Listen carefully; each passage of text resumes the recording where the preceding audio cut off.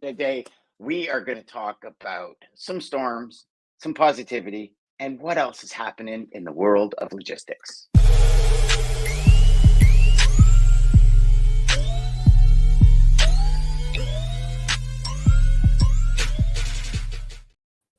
Gents, welcome. We've got Heavenly Dean with us. We've got Jeffrey with us. We were just commenting how Dean looks like he's got this bright light coming from him that's shining down from the skies above. And you know what, Dean? Actually, you kind of do, buddy, because here's the thing. You're going to share some information with us that I think we all want to hear, as well as some, not so good news. But I think the not so good news, if you've paid attention to any kind of media or even the good old meteorologists, the only job that can be wrong every day and still keep their job, we're telling us.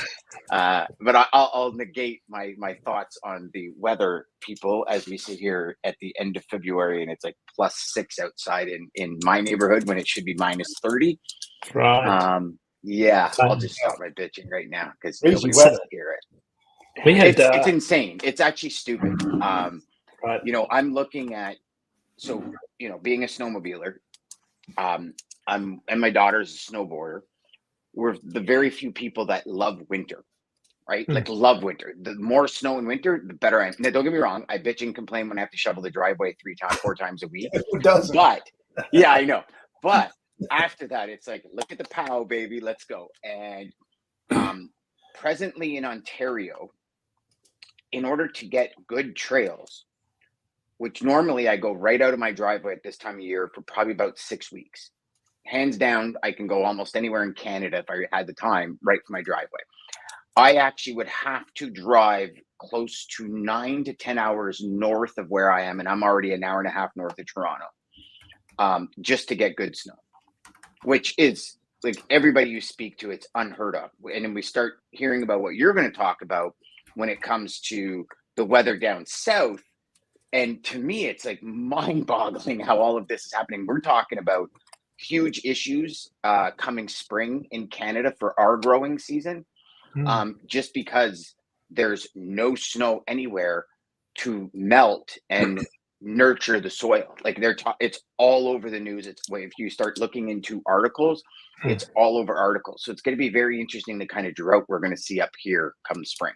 Hey, guess what? Great segue to what Dean's going to talk about. I was just reading this article. Do you know that coming from the west to the east, that airlines are hitting over 800 miles an hour because of the wind?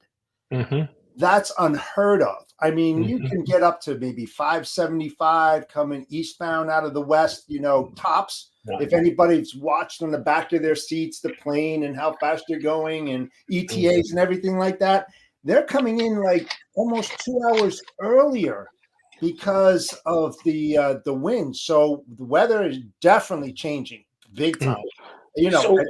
So hold on. You're saying that because of the winds, the planes are getting up to 8. Now, what's happening when they're going west? Well, and that's the whole thing. They're having that headwind that's hitting them, which is slowing them down. But that jet stream, man, is just insane.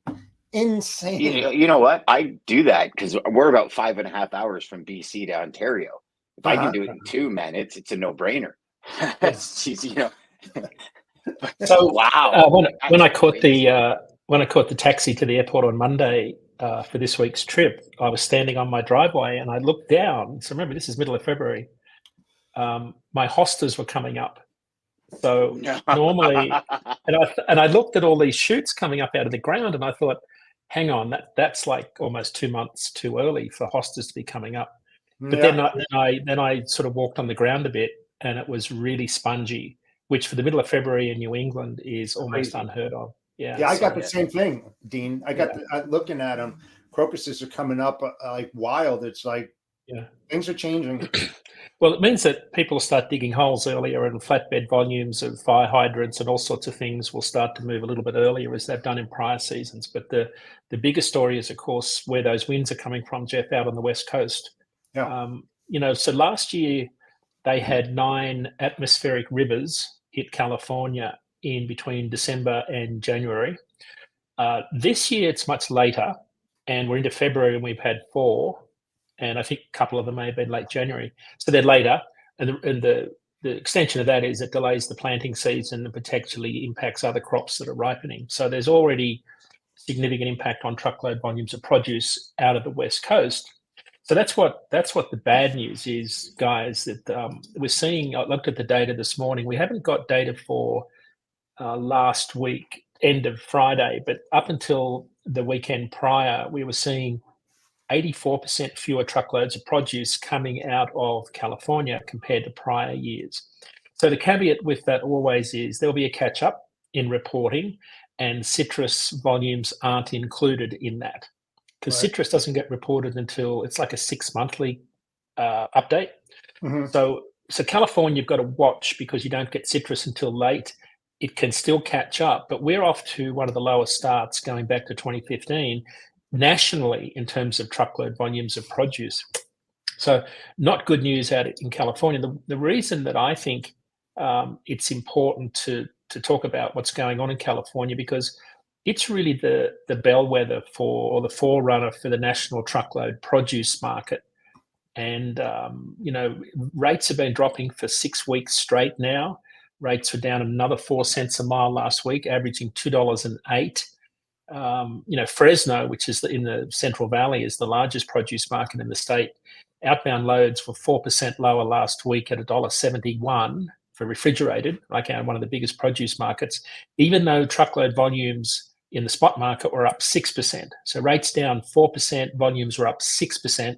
That tells you how much excess capacity you've got in that particular market. One of the big lanes out of Fresno is Phoenix. Carriers averaged $1.92, but that was the lowest in 12 months on that lane. Now, so not all doom and gloom, but it's just important to start to track this every week, because this is sort of where the produce season really starts to move the national needle. So if we see another repeat of last year where we really didn't have a peak season in the middle of the year, this is how it starts in January, February. Because we don't, even though Florida's produce volumes are coming online and we're still seeing strong volumes of produce for, things like apples and onions out of the Pacific Northwest, it's not sufficient enough volume to move the national needle. Like the volumes don't tighten capacity, because on the flip side, we've still got excess capacity in the market. Mm-hmm. Now, the only good news is, so again, this is why you got to watch this. So remember, we talked on a recent show about how the Salinas is the summer salad bowl for the country. Mm-hmm. Most of your iceberg lettuce is grown there, strawberries. So Salinas is absolutely critical. It's in the San Francisco freight market, if you look at the 3-digit zip code delineation. But during winter, November, December, January, February, March, probably more like December, January, February, March, the summer salad bowl switches to the winter salad bowl in Yuma, Arizona, down the bottom end of the Colorado River. And those volumes where, right now, Arizona volumes are up 6%. So if California's down 84%, Arizona volumes are up 6%, truckload volumes are up 6%, and 75% of the volume coming out of that area is iceberg lettuce. So it's a major producer of our leafy greens. About 90% of our leafy greens come from Yuma, Arizona over that period of time. So, but they get to March and they start to transition back to Salinas. And you have what they call this transition period, where there's a lot of fluctuation in spot rates and contract rates to a degree. But if you have heavy rains in that area that delay planting, then you have a much later start to the produce season in the summer salad bowl area of Salinas. So, and Arizona so if California reefer carriers, Fresno reefer carriers were paid $1.71 on average. Arizona carriers, so Phoenix, so Yuma to Los Angeles was $2.87. That's 10 cents a mile higher than last year and the highest in 12 months. So it's not all doom and gloom. I think that's the point I want to make here, is that a lot of freight moves regionally, as we said. What do we call it? Geographicality? Geographicality. Yep. Yeah. That's the statistical term. Yeah. So there's a lot of value for brokers and carriers on some of these lanes if you watch the produce market, because this just tells me that there's parts where you can do really well, where there's excess demand and lots of opportunity for carriers, brokers, not so much for shippers when capacity gets tight like that. But seasonality does drive a lot of our data in this market. We're seeing a little bit of that now, but I worry somewhat about where the market's going, because I was on a splitter yesterday with one of our large customers, listening to some loads being dispatched in the spot market.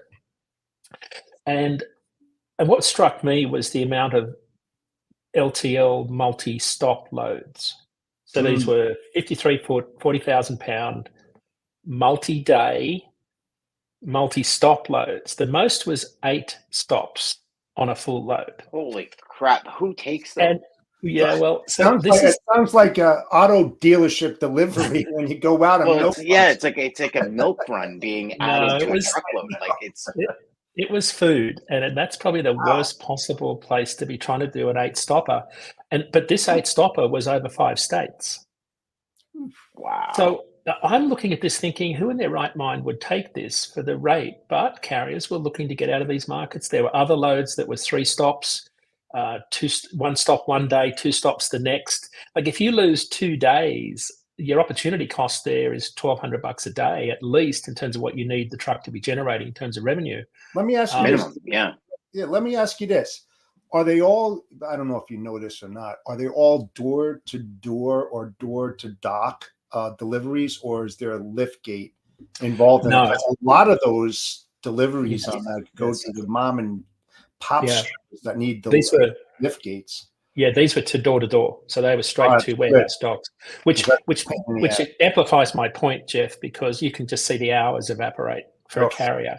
So a 3-day load could easily turn into a 4-day load, and suddenly they're looking at $2,000 for the week, up for the 4 days. And just listening to these carriers, you could hear them really struggling. You could hear them struggling to comprehend, because they had very few options, and they kind of negotiate up as much as they can, and the ops manager, the broker floor would say, no, that's as high as I can go. And you could see the wheels spinning, thinking, I got to take this because I don't have many other options. So for carriers, this is going to be a tough market. I mean, this is not new news. We've been talking about this for a while. I think what surprised me is, I made a comment yesterday that I think those that are left standing are those that know how to run a business and are getting by. And I think, if you're in the spot market and getting a fuel recapture and you're getting $2.10 a mile, you can get by, in the dry van space. You're not making a lot of money, but you're getting by. But I think the thing that we've underestimated, and maybe I have to a degree, is the amount of debt that was paid down in 2021. Now, we've talked about, I know a lot of carriers that got rid of all of their debt because they were making excess profits in 2021, part of 2022. And what that translates into, if you own your truck and trailer today, you're running at 30 cents a mile lower than someone who's paying $3,000 a month in finance. So that means, so how we've talked about the market reaching a floor, right? So spot rates are still dropping, and February is going to be pretty brutal. We've just seen rates drop below 2015 levels this morning in the dry van spot market, which was again another freight recessionary period, but that's much lower. But here's the point I want to make. When I look at operating costs averaging $1.80 a mile for a carrier that's got no debt levels in terms of truck and trailer finance, it's $1.50. So we are heading close to where the floor is for those carriers that have paid down all of their debt and who are still paying themselves a wage but getting by. Now, the catch is you're not generating any return on equity, and eventually if you keep doing that, you won't be able to trade up. You end up trading down, and the older truck you've got is going to start to wear out rapidly. So this is a dangerous game that carriers play. On the flip side, a lot of shippers know that the market's going to turn, and I'd love your opinion on this, but if we see rates dive in February, then you will see capacity equalize really rapidly, and then it's a sharp upturn.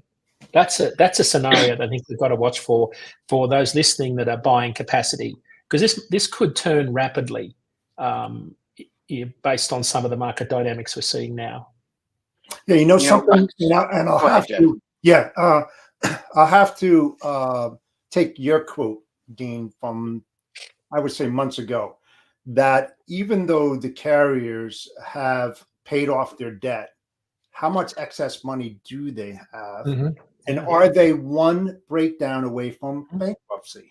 Yep. We've discussed this many, many times because Mm-hmm. maybe they're just getting by at $1.50 a mile, but what does that represent for how long the sustainability before something breaks where they have to dig deep and get back into debt in order to keep their assets moving? Right, dangerous. And so Jeff, this is the other point of the sitting on the splitters yesterday, listening to the call, was I got a sense that shippers were sending out more LTL loads in 53-foot vans because receivers, customers weren't ordering full loads, more part loads because they had less inventory, less confidence in demand. Holding less inventory meant less full load deliveries. So I could see on the other side that being a validation of what we're seeing on the demand side of the business is these multi-stop loads, which just crush carriers in this ELD environment because you just can't get the utilization into your equipment. Yeah, so Jeff, that's a real possibility. Yeah, even with the LTL, I would say that a lot of shippers are optimizing that and using line haul to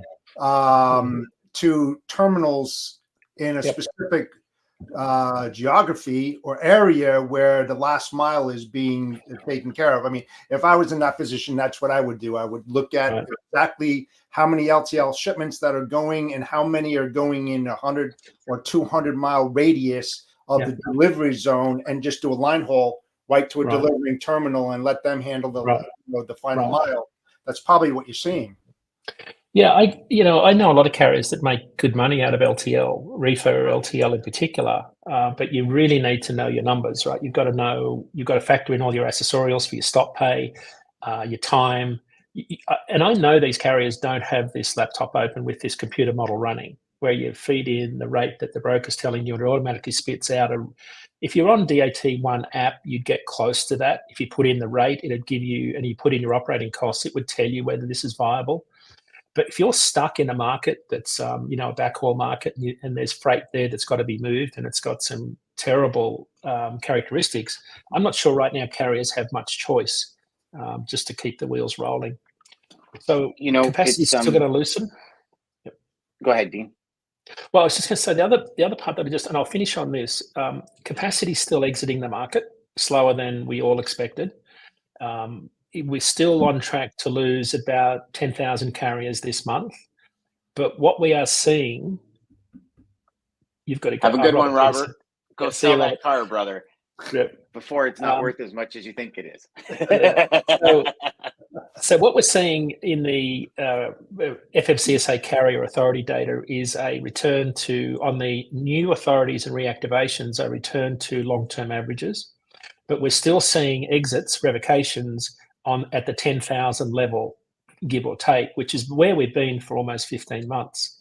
So we're still seeing marginal capacity exit the business, but in terms of how people view the market, in terms of wanting to get in, they're returning to more normal levels. Now, on our show yesterday, we had Bill Cassidy from the Journal of Commerce talking about his truckload capacity index, where he measures the amount of trucks on the road reported by large truckload carriers in their earnings calls, their quarterly earnings calls. It's an index he's had back to 2006. Fascinating correlations with what we're seeing in the market.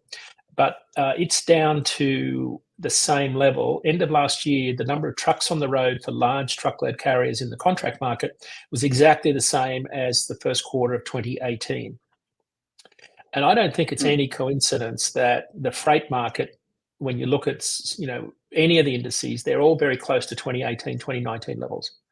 So we're seeing, if contract carriers have been reducing their capacity for 4 quarters, that tells you that demand has been decreasing and they're trying to regulate the number of trucks they've got on the road, modulate's probably the better word, back to where those levels are. And you say, well, okay, how long can that go on? Well, replacement rates for contract loads dropped by 7% in the last 2 weeks compared to the prior 2 weeks. So that translates to incumbent carriers on large contract lanes are still dropping their rates to hold on to that work. So if capacity is decreasing in both contract and spot, demand is decreasing, then we still haven't got to a point where the market reaches equilibrium and things start to stabilize. So I've got two questions for you, Dean. One is, if we're down 84% in California, what's the reality of them making that up? Like, is there any viability to that because of the floods, because of what's happening, because of the delays in planting and all that? Or are these crops that were already planted that been flooded and now extinct, are they just not coming back? Like, because I don't think Mexico, Florida, or even overseas can overcome that 84%. Maybe all of them together can, but I look at it, and I'm more looking at it from a perspective of the consumer and from anyone watching the show that's in that market. Right. Can we expect some kind of boom in the next couple of months? Because maybe it's delayed, so it's kind of just pushed a couple of months, but is there still going to be that boom, or is it pretty much, hey, whatever you get, and because we also know produce season does impact dry van rates big time, especially when it just comes to vented vans that can move some produce and that kind of stuff, right? So I think there's a bigger story behind that delay in California that people need to understand. So if you can give us a little insight on that. That's a great point. And the same thing happened last year, Dan, when they did start to get crops in, even though they were a little bit later and the volumes were lower, there was still there was a greater sense of urgency to get those moved to market.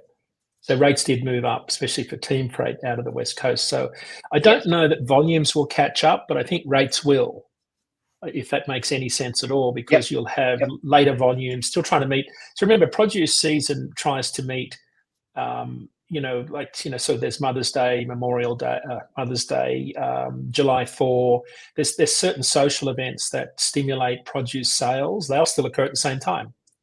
But the volume will start to come. Remember, the peak volume season for Mexico is May volumes. So we're in the low point right now. Mexico volumes are only down 5% year over year, whereas the US is down 25% year over year. And I suspect that when we get to, if I quickly look at Mexico, mostly tomatoes, they're up 1% year over year. Avocados down 13%, but we're past the peak there after Super Bowl. So I think what you'll see is Mexico will step in to fill the void like it did last year. You'll start to see more volume along the southern border, which is pretty much what we're seeing right now. One of the big produce markets down there is Nuevo Leon. Volumes are a little bit behind this time last year. So yes, Dan, I think there'll be a catch up. I don't know that volumes will catch up, but certainly rates will catch up. The downside for carriers is that the rates won't last long enough because it shortens that cycle, that season for that produce to move because there's less volume.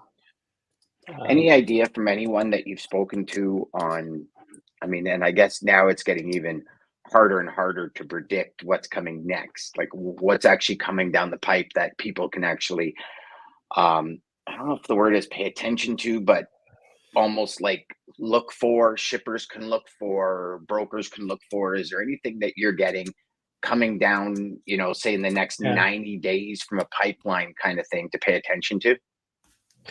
Two things on flatbed. We talked a lot about reefer, so let's talk about dry van and flatbed. Flatbed is, we're heading into planting season in March, April. So planting season stimulates a lot of movement of open deck, particularly open deck for things like backhoes, skid steers, less than 100 horsepower tractors. When you get into the plus 100 horsepower machinery, you get into drop decks, over-dimensional, broad acre farming tractors, combines, cotton pickers.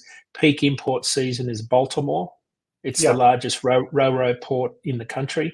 On the East Coast in particular, it's the largest in the country as far as I know. Houston's pretty big for rubber tire dozers and things like that. So Baltimore is a market I'd be watching for flatbed because that's a direct line to the Midwest where a lot of the machinery is made. But its import season peaks. Steel peaks in March typically. Steel volumes are down about 5% year over year at the moment. That's the raw production steel coming out of Gary, Indiana. The other thing, Dan, I think this is going to be an emerging story, is the California influx of imports and the tightening of capacity. The Monk Mania show, he's back. Ryan's back. There he is. So I think West Coast, because of regulation, EV mandates, I'm absolutely convinced that owner-operators will really struggle in the EV environment to afford these new vehicles. We had we had Jim from Schneider on our show a few weeks ago on the Freightline podcast talking about how they've just put 300 EV vehicles into their drayage business in the Los Angeles market. Big companies that can afford to do this will probably dominate the drayage market. I don't know how small carriers who are now considered to be employees, owner-operators considered to be employees under the AB5 ruling, can afford to stay in that market and buy EVs. I just don't see it. So what I'm trying to get at is I just see capacity tightening in the California market because of a whole range of issues that are going on, regulatory driven. And if you suddenly see an influx of import volumes, and we've just seen January imports come in at the highest level in many, many years for January, we'll see volumes drop off in February. So don't be mistaken, because this is Chinese New Year time when volumes do fall off from the Asia to the West Coast. But if volumes do continue to come in because of the Red Sea crisis, the Houthi rebel attacks on ships, there was one this week that got damaged, and I think the crew abandoned ship. Yeah. So I mean, it's not. And apparently they shot down a U.S. drone too this week. Right. But so remember on the ocean side, it's not going to tighten capacity where rates, go up dramatically, because there's still excess capacity in the ocean market. But because of the water restrictions in the Suez Canal due to the dry weather conditions, you will see more volume revert back to the West Coast. And I think they'll start to see more import volume come into that port. And then and if you've got less capacity there, that market has to tighten. So I think that's the one thing. I'd watch those two things almost on the opposite sides of the country in the coming months, where we should see some activity in terms of tightness of capacity and higher spot rates. Excellent. That was a good one, boys. Dean, that was I feel like I drank from a fire hose this morning, boys. You know what I'm saying? That's crazy. But so what's coming up for next week, Dean? What are we going to be looking at next week on Data Day? We've got, good question. I haven't even thought about next week's show. But we do have Saritha Willingham from SJW Logistics on our show. She's a good friend of this show. She'll be on our show next week. I love having her on because she's such a good analyst of the small fleet / logistics freight market. Mountain of knowledge. I just think so many small carriers can learn from what she's got to say in regards to growing a business that kind of balances your business away from just spot market to a broader range of contract, spot, and logistics / warehousing. Yep, I agree. Of course, I agree. Jeffrey, what do you got going on closing out quickly this week, brother? Anything anyone should be listening to? Well, on the Storytelling Chronicles on Monday, actually empowering women into logistics. Got a great co-host, Christy Knichel. Probably know of her. We have great guests that are coming on board. One this Monday will be Kevin Nolan, the founder of NTG, Nolan Transport Group, $1 billion company. He's going to be a guest. We're talking about the issues that are still going on between women and men since the Equal Pay Act of 1963 and the Civil Acts. The Civil Rights Act of 1964, there's still a gap. And so we're getting out there. We got a new, we have Freight Validate, who is a sponsor of the show. We've got others that are coming on board. So we got so much things to cover. And, if you want to check it out every single Monday at 2:30 p.m. Eastern Standard Time on LinkedIn, Facebook, and as well as YouTube on the Bodacious Cowboy podcast channel. There you go. Woo-hoo. Welcome to the HPLS podcast. Live, relevant, and high performance information, conversations, and education weekly.